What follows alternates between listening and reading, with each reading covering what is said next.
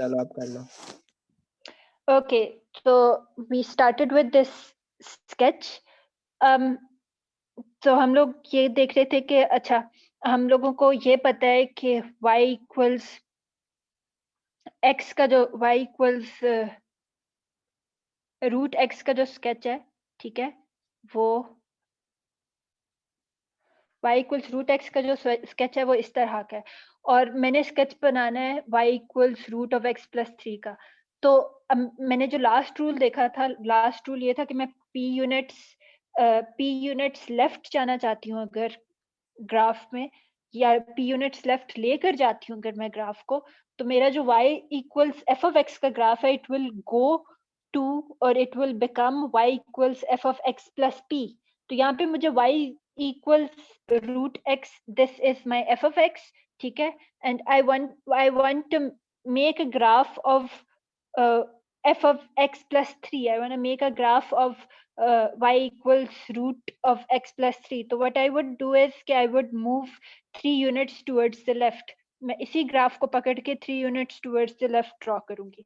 तो अगर मैं वो वाला काम करती हूँ तो मेरे पास ये वाला ग्राफ इस तरह से बन जाता है। तो ये जो है मेरे पास y equals root of x plus 3 का ग्राफ स्केच हो गया। फिर नेक्स्ट मेरे पास दो और प्रॉब्लम्स है यहाँ पे, y equals root of x minus 3, y equals x square minus 4x plus 5। I want you guys to try this on your own and अगर कोई इशू होता है या अगर आप डिस्कस करना चाहते हो तो you can discuss it with Amar and Zahran on Discord. अच्छा, इसके बाद फिर हम लोग रिफ्लेक्शन इन फंक्शंस पे आ जाते हैं।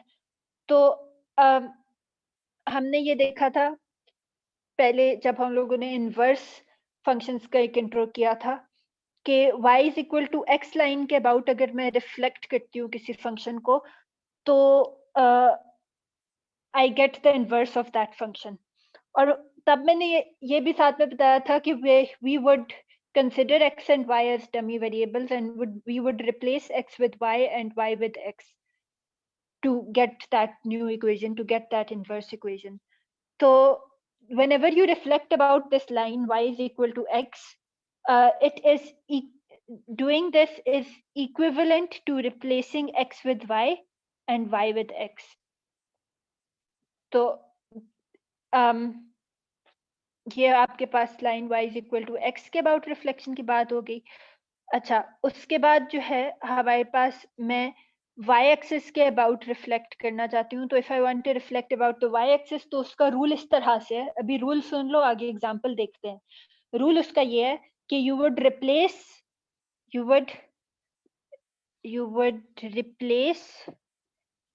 x with minus x, ठीक है। और अगर मैं x एक्सिस के अबाउट रिफ्लेक्शन करना चाहती हूँ तो what I would do is कि I would replace y with negative y, ठीक है। अच्छा, अब जल्दी से एक एग्जांपल देख लेते हैं और वो एग्जांपल ये है कि हमारे पास से फॉर एग्जांपल एक ग्राफ है y is equal to root x का, ये वाइट कलर का ग्राफ आपको नजर आ रहा है। अच्छा,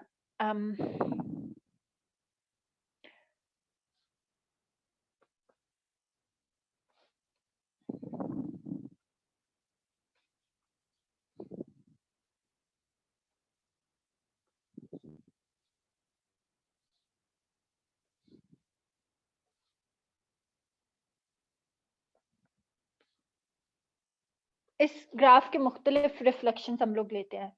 तो सबसे पहले जो है मैं इसका एक रिफ्लेक्शन लेती हूँ अबाउट द वाई एक्सिस। तो जब मैं वाई एक्सिस के अबाउट रिफ्लेक्शन ले रही हूँ तो what I am doing is कि I am replacing x with negative x, ठीक है। तो क्योंकि रूल हमने ऊपर देखा था कि if you want to reflect about the y axis what you would do is you would replace x with negative x।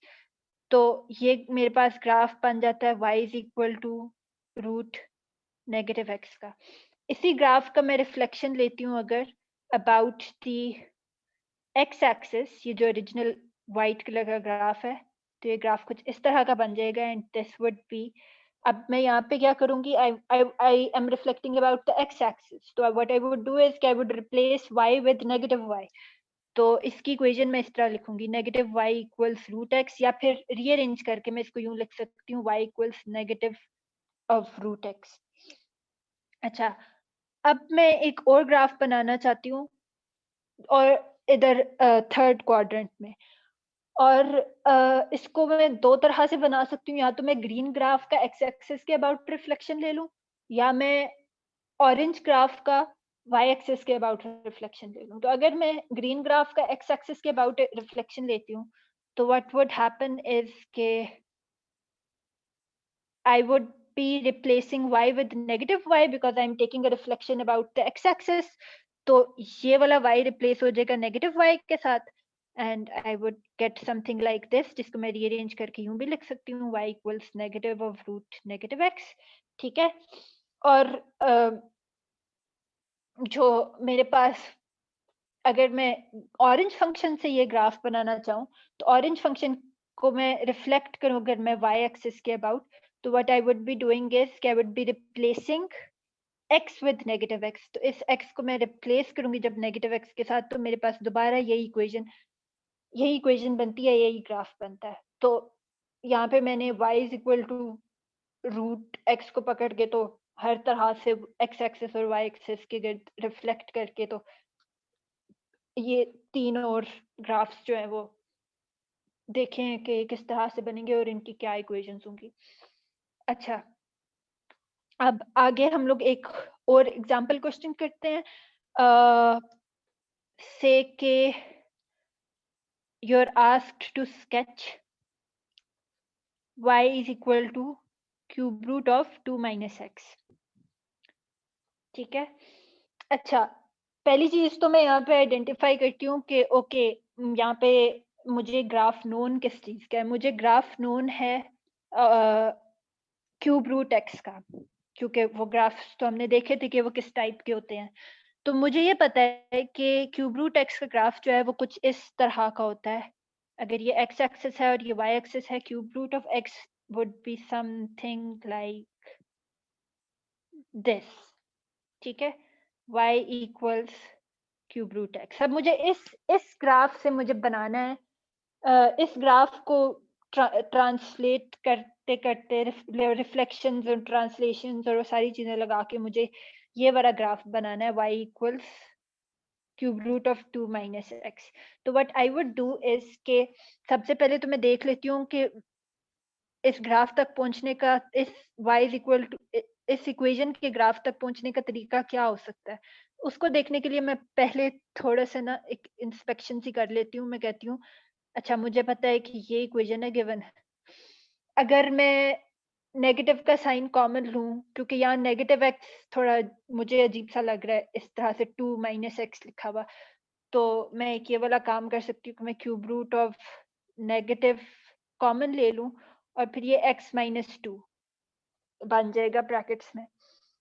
तो अगर मैं यहाँ तक पहुंच गई हूँ, मुझे ये पता है कि मैं ना x माइनस 2 को किसी और वेरिएबल के साथ भी तो रिप्लेस कर सकती हूँ। मैं कह सकती हूँ कि x माइनस 2 जो है फॉर एग्जांपल u है, ठीक है, u is equal to x minus 2। तो ये जो एक फंक्शन जो मेरे पास बना है, ये फंक्शन इन u है, f ऑफ u। तो मुझे पता है कि cube root of negative u obtain करने के लिए, अगर ये u एक्सेस होता और ये f ऑफ u एक्सेस होता, तो cube root of negative u draw करने के लिए मैं क्या कर रही होती, मैं क्यूब रूट ऑफ u की रिफ्लेक्शन लेती है अबाउट द वर्टिकल एक्सेस, ठीक है। तो खैर यहाँ पे तो मुझे इस इक्वेशन से किसी तरह यहाँ तक पहुंचना है, ठीक है। तो u के साथ मैं ज्यादा नहीं खेलूंगी, मैं क्या करूंगी कि मैं कंसिडर तो x को डमी वेरिएबल ही करूंगी, क्योंकि अब मुझे एक इक्वेशन से एक नई इक्वेशन बनानी है, तो वहां पे बहुत सारी मुझे रिप्लेसमेंट्स करनी पड़ेंगी। I would be replacing x with negative x, और I would be replacing it with something else to make some other graph, ठीक है। तो मैं क्या करती हूँ कि मुझे यहाँ से मुझे इतना पता लग गया कि अच्छा मुझे ना करना ये है कि ना मुझे पहले इस ग्राफ को बनाना है y is equal to cube root of negative x के ग्राफ में चेंज करना है, और इस जब मैं मुझे मेरे पास ये ग्राफ आ जाएगा तो वहां पे मैं फर्दर x को रिप्लेस करूंगी x माइनस टू के साथ, और मेरे पास y equals cube root of negative x minus two का, ओहो लिखा क्यों नहीं जा रहा, y equals cube root of negative x minus two का ग्राफ आ जाएगा। ठीक है, तो let's just now do this.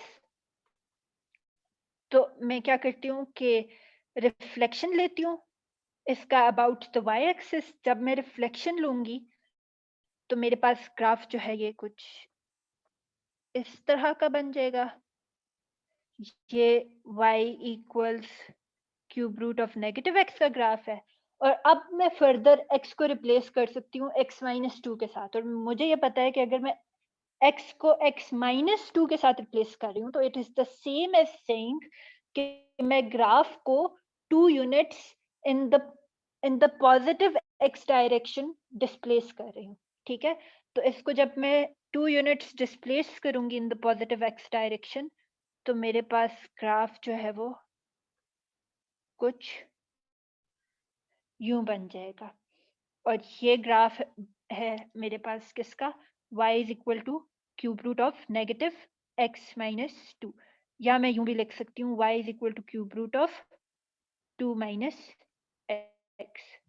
ठीक है, और इस तरह मेरे पास इस ग्राफ का स्केच आ गया। So this yellow sketch is the sketch of this given function. ठीक है, अच्छा अब मैंने ट्रांसलेशंस देख ली हैं, रिफ्लेक्शंस देख ली हैं, लेकिन there is still one thing left, stretching and compressing. ठीक है, तो अब हम लोग ग्राफ्स में देखते हैं कि how can we stretch and compress graphs. ठीक है, स्ट्रेचिंग एंड कंप्रेसिंग। अच्छा, तो अगर फर्स्ट करो कि मैं ना ग्राफ बनाती हूँ जल्दी से साइन एक्स का, तो फर्स्ट करो आपके पास ग्राफ कुछ इस तरह का है आपके पास, और मैं दो काम कर सकती हूँ इसके साथ। पहला काम ये कि मैं इसे स्ट्रेच कर सकती हूँ। So if I stretch it vertically मैं स्ट्रेच करूँ तो ये ग्राफ इस तरह का बन जाएगा।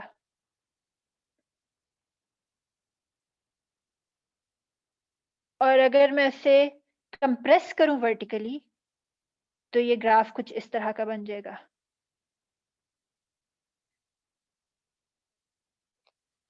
ठीक है, बट मुझे अभी तक सिर्फ ये पता है कि जो व्हाइट कलर का ग्राफ है इसके इक्वेशन है y is equal to sine x, and I want to know कि इफ आई एम स्ट्रेचिंग तो मैं मेरी इक्वेशन किस तरह की बन गई है अब, और अगर मैं कंप्रेस कर रही हूँ तो कंप्रेस करते हुए what would be, how would my equation exactly look, कि अच्छा मैं इक्वेशन देख के बता सकूं कि अच्छा यार ये ग्राफ साइन एक्स का है लेकिन ये कंप्रेस्ड है थोड़ा सा और ये इतने फैक्टर से कंप्रेस्ड है।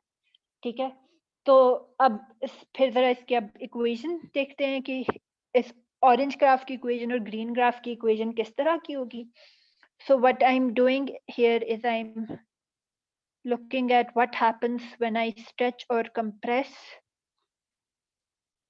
vertically. ठीक है, स्ट्रेचिंग की स्ट्रेच ऑरेंज कलर में है और कंप्रेस ग्रीन में है। अच्छा, तो I have y equals sine x as my function f of x.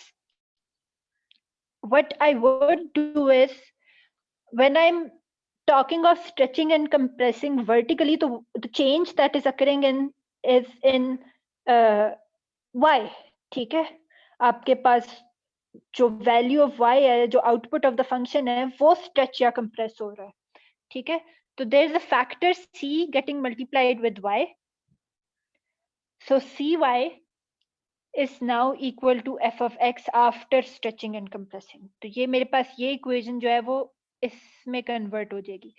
लेकिन अब ये जो ये वाली इक्वेशन है, क्या ये स्ट्रेचिंग को रिप्रेजेंट करती है या फिर ये सॉरी ये क्या ये कंप्रेशन को रिप्रेजेंट करती है या फिर ये स्ट्रेचिंग को रिप्रेजेंट करती है, ये चीज अभी हम देखते हैं, या ये दोनों को रिप्रेजेंट करती है in certain in with different conditions. ठीक है. अच्छा, तो अगर मैं y को मल्टीप्लाई करती हूँ with the number that is greater than 1, तो obviously if I'm multiplying sin x with if I'm multiplying the outcome of sin x, the outcome of sin x is y na. If I'm multiplying that with a number greater than 1, नहीं, ये इस तरह से नहीं है. मैं sin x को नहीं मल्टीप्लाई कर रही, मैं y को रिप्लेस कर रही हूँ cy के साथ. उस अंदाज से भी रूल समझाया जा सकता है, but I chose this way क्योंकि याद रखना आसान होता है. So what we're doing is we're replacing y, replace y with cy. तो when you replace y with cy, तो यहाँ पे रूल्स है 2, वो याद रख लो बस. ठीक है. पहला रूल ये है कि if c is greater than 1, then graph compresses. क्यों कंप्रेस करता है ये भी मैं बताती हूँ. अभी रूल लिखते हैं दोनों, उसके बाद फिर बताती हूँ. And if c is between 0 and 1, then graph stretches. ठीक है. तो अगर आप इस इक्वेशन को वापस से रीराइट करो, इस वाली इक्वेशन को रीराइट करते हैं हम, cy equals f of x. इसको मैं यूं भी लिख सकती हूँ, y equals 1/c times f of x. ठीक है.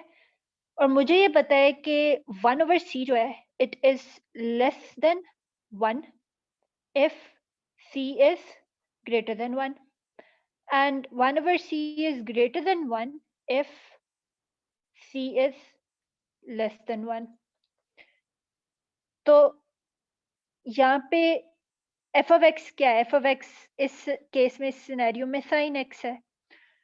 If y equals 1/c times sin x and c is greater than 1, तो c अगर greater है 1 से, तो 1/c would be less than 1, and if 1/c is less than 1, तो a quantity that is less than 1 is being multiplied with sin x, and then that's how you get your result, that is y. ठीक है.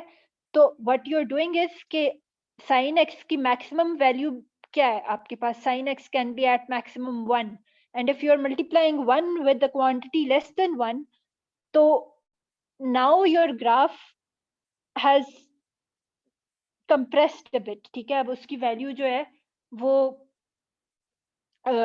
maximum value would not be 1, as sin x की maximum value is 1, but अब इस graph की value जो है वो maximum value would be less than 1 for c to be greater than 1. ठीक है. तो इस तरह से जो है ना, if c is greater than 1, the graph compresses. So what the rule is, what you have to do is you have to replace c with you have to replace y with cy. ठीक है. You're replacing y with cy, and you have to see कि if you replace y with cy and c is greater than 1, then the graph compresses. And if you replace y with cy and c is between 0 and 1, then the graph would stretch. ठीक है. अच्छा, a similar rule for the graph to stretch and compress horizontally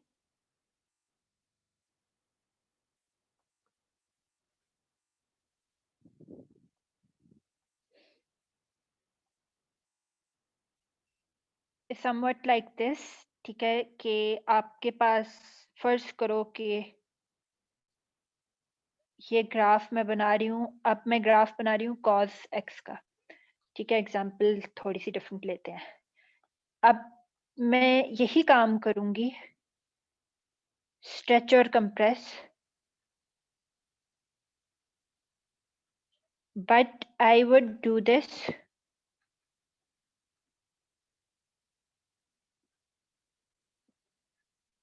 horizontally now.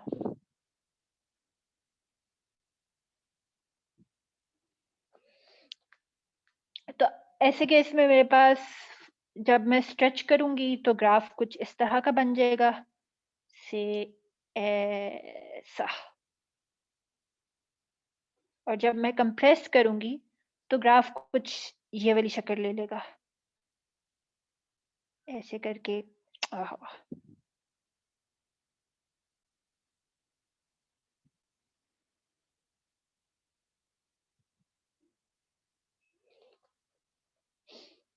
अच्छा, तो यहाँ पे क्या है आपके पास कि your original function is y is equal to cos x, which is f of x, and this function goes to y equals f of cx. So what you're doing is कि you're replacing x with cx. वहां पे हमने y को cy के साथ replace किया था, यहाँ पे हम x को cx के साथ रिप्लेस कर रहे हैं। एंड इसके लिए भी यही दो रूल्स हैं इन जनरल, कि if c is greater than 1 the graph compresses, and if c is between 0 and 1 the graph stretches, ठीक है। तो ये थे हमारे पास स्ट्रेचिंग एंड कंप्रेशन। कुछ स्ट्रेचिंग क्वेश्चन? हाँ, स्ट्रेचिंग का ग्राफ इतना चेंज क्यों है वैसे? ये हॉरिजॉन्टली चेंज नहीं है। देखो आपके पास ये जब मैंने स्ट्रेच किया है तो ये इतना पोर्शन जो है, sorry I should be using a different colour so that you can see. अच्छा, इतना पोर्शन जो है इस ग्राफ का, इस वाइट वाले ग्राफ का, ये पोर्शन स्ट्रेच होके ये बन गया है। जो बाकी पोर्शन है वो और आगे जाएगा, वो ऐसे करके बनेगा। ये पूरा ठीक है, ग्राफ वही है, कॉस का ही है, लेकिन ऐसे करके स्ट्रेच हो गया बहुत। उसके जो आपके पास जो डोमेन है वो भी बहुत बड़ी हो गई है इस वजह से।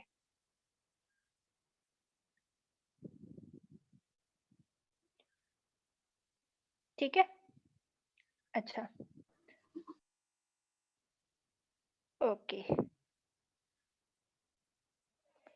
तो ये स्ट्रेचिंग एंड कंप्रेशन हो गया। उसके बाद फिर मैं चाहती हूँ कि आप लोग कुछ क्वेश्चंस ट्राई करो, और या आप खुद से ट्राई करो, और अगर कोई मसला होता है तो then you can ask us on Discord. ठीक है, इसका ग्राफ ड्रॉ करो, इसका ट्राई करो, x square minus 2x plus 3, ठीक है, और ये ग्राफ ट्राई करो।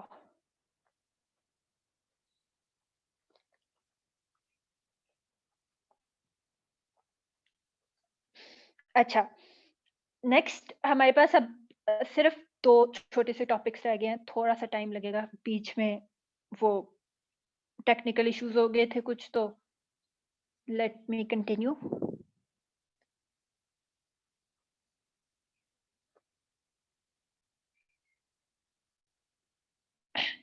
इवन ऑड फंक्शंस, हमारे पास जो इवन फंक्शंस होते हैं they are such that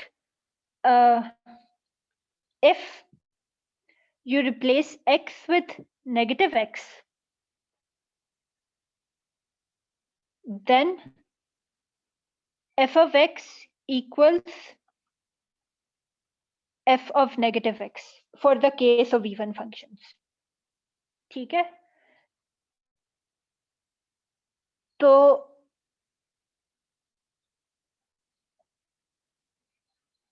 खैर इसकी एग्जांपल देखते हैं। एक ऑड फंक्शंस की भी डेफिनेशन लिख लें। ऑड फंक्शंस की डेफिनेशन कुछ ये है कि if you replace x with negative x, then your function f of x equals negative of f of negative x। ठीक है, ये तो डेफिनेशंस हो गई आपके पास इवन फंक्शन और ऑड फंक्शन की। जिससे मुराद क्या है हम आगे देखते हैं। अच्छा, एक एक प्रॉपर्टी जो है दोनों की लिख लेते हैं। जो इवन फंक्शन है, it is symmetric about y axis and odd function is symmetric about x axis. Sorry, about origin, not x axis, about origin। ठीक है, अच्छा अब एग्जांपल्स देखते हैं। अभी तो हमने डायरेक्ट डेफिनेशन पहले लिख ली है, तो जल्दी से हम एक इवन फंक्शन की एग्जांपल देखते हैं। सो दोबारा से वही हमारे प्यारे फंक्शंस साइन और cos, trigonometric functions. Cos function उठाते हैं, ठीक है, कॉस एक्स। सो कॉस का आपको पता है ग्राफ कुछ इस तरह का होता है, और मैं अगर कॉस एक्स में एक्स को रिप्लेस करती हूँ नेगेटिव एक्स के साथ, तो आई गेट टू सी के cos x equals to cos of negative x. ये आप ट्राई करके भी देख लो, ठीक है। और यहाँ पे आप एक और चीज नोट करो, वो ये कि about the vertical axis when you reflect the graph about the y axis, तो आपके पास दोबारा यही ग्राफ आ जाता है। कैसे? आपके पास ये वाला पॉइंट ये पॉइंट बन जाएगा, ये वाला पॉइंट ये पॉइंट बन जाएगा, ये पॉइंट बन जाएगा। तो you are getting the same graph वापस से। You are reflecting about the y axis and you get same graph. तो इसका मतलब ये है कि ग्राफिकली मैं इस तरह से टेस्ट कर सकती हूँ या चेक कर सकती हूँ कि वो इवन फंक्शन है कि नहीं, by reflecting it about the y axis. If I get the same graph again, it means कि it is an even function. और मैथमेटिकली मैं उसको यूं चेक कर सकती हूँ कि मैं x को रिप्लेस करूँ नेगेटिव x के साथ, अगर मेरे पास जो है वो f ऑफ x बराबर आता है f ऑफ नेगेटिव x के, तो फिर आई कैन से कि it is an even function. अच्छा, अब हम बात करते हैं, एक एग्जांपल लेते हैं ऑड फंक्शन की। सो ट्रिग्नोमेट्रिक फंक्शन ही उठा लेते हैं, sine x. So sine x का ग्राफ जो है वो कुछ इस तरह से बनता है। अच्छा, what I want to do is के आई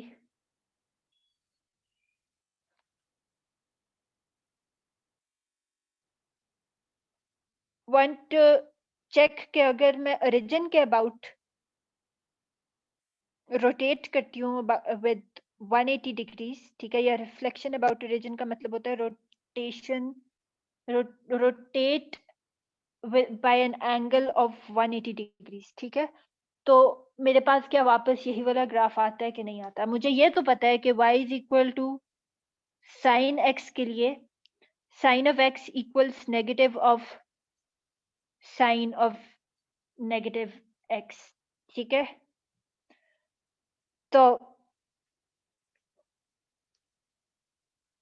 oh sorry, there is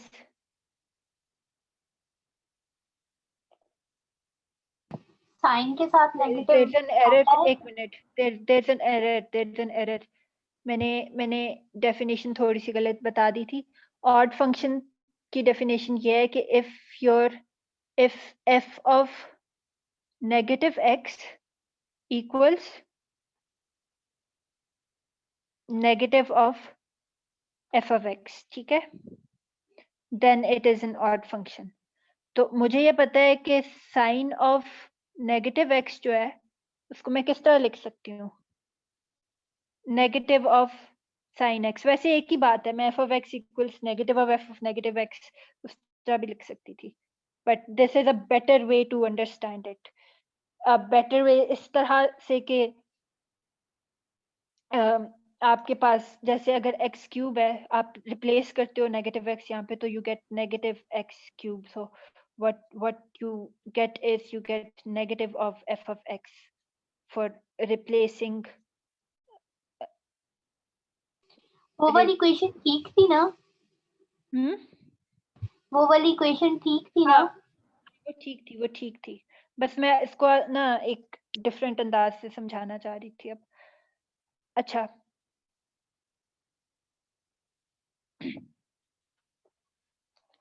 तो okay, so now if you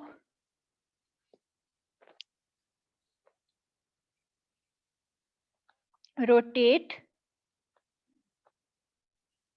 by an angle 180 degrees, ठीक है, तो होता ये है कि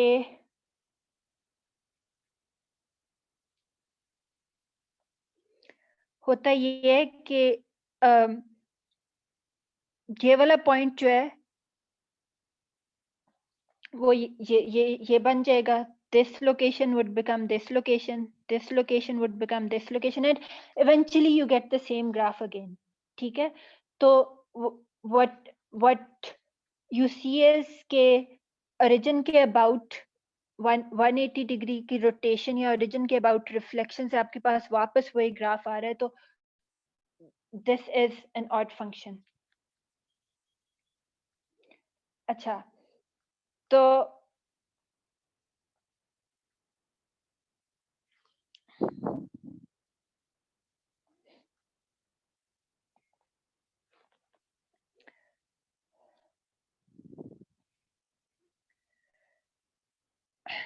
now we would move on to see के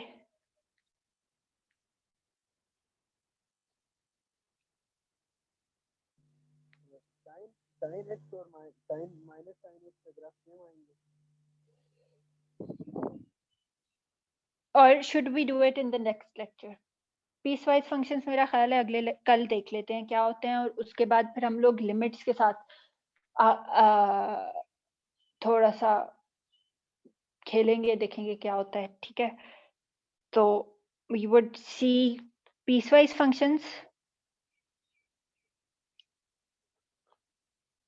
and limits in the next lecture.